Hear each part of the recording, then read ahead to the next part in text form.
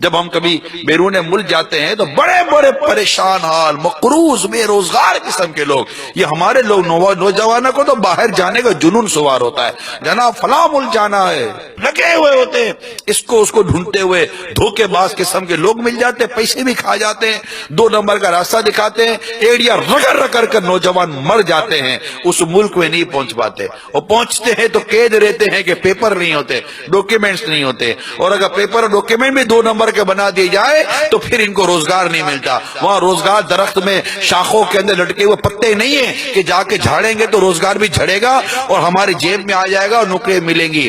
شاید کئی ایسے ملک ملیں گے جس میں بے روزگاری ہمارے ملک سے زیادہ ملے گی۔ ہمارے یہاں بھی بے روزگاری ہے، اخراجات کم ہیں، باہر بے روزگاری بھی ہے اور اخراجات بھی زیادہ ہے۔ نتیجہ یہ نکلتا ہے کہ نہ روزگار ملتا ہے،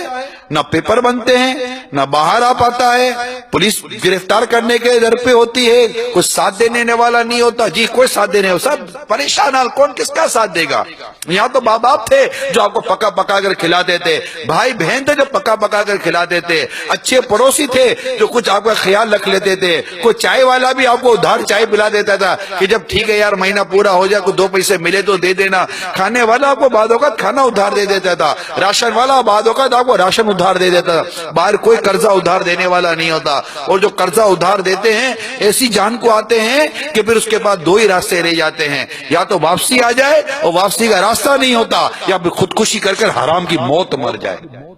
معاذ اللہ ثم معاذ اللہ۔ یہ باتیں میں اپنی طرف سے بیان نہیں کرا، میں آپ کو ایسے 1 نہیں 2 نہیں سینکڑوں نہیں بلا مبالغہ ہزاروں نوجوان آپ کے سامنے کھڑے کر سکتا ہوں، یہ ایک تصوراتی بات ہے، آپ کے سامنے کھڑے کر سکتا ہوں، ہزاروں نوجوان دنیا بھر میں ایسے کھڑے کر سکتا ہوں جو شاید بیک وقت یہ پکار کر کہیں کہ اے میرے وطن میں رہنے والوں، اپنے وطن میں اپنے روزگار کو ڈھونڈو، خدا را باہر کا قصد مت کرنا۔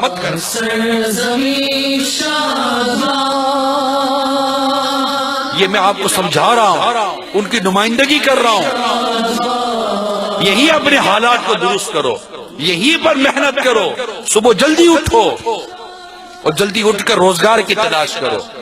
ہٹ دھرمی جو اپنے یہاں اختیار کی ہوئی ہے، باہر جاتے ہو تو صبح 5 بجے اٹھ کر اپنے کپڑے دھوتے ہو، اپنے لیے ناشتہ تیار کرتے ہو، صبح 6 بجے روڈ پر نکل کے کنوینس ڈھونڈتے ہو، اور رات کو 8 بجے 9 بجے منہ لٹکا کر گھر پر آتے ہو، رات کا کھانا پکاتے ہو، اپنے کپڑے دھوتے ہو، اپنے جوتے صاف کرتے ہو، اپنا باتھ روم صاف کرتے ہو، اپنے برتن دھوتے ہو، اپنے بستر صاف کرتے ہو، اور پھر اوندے منہ پڑے سو جاتے ہو، کسی کو جواب دینے جیسے نہیں ہوتے کہ صبح پھر 5-6 بجے اٹھنا ہے، پھر کام پر نکلنا ہے، 12 گھنٹے نہیں 15 گھنٹے محنت کرتے ہیں باہر لوگ، اور پھر بھی اتنا نہیں کماتے کہ خود بھی پیٹ بھر کر کھائیں اور اپنے گھر والوں کو بھیجیں، اور یہاں پر 15 گھنٹے یہ اوندے منہ پڑے سوئے رہتے ہیں اور کہتے ہیں کہ ہمیں روزگار نہیں ملتا، ہمیں کام کاج نہیں ملتا، ہمیں کاروبار نہیں ملتا، یہاں تو تنگی بہت ہے، یہاں پریشانی بہت ہے۔ ارے خدا کے بندو،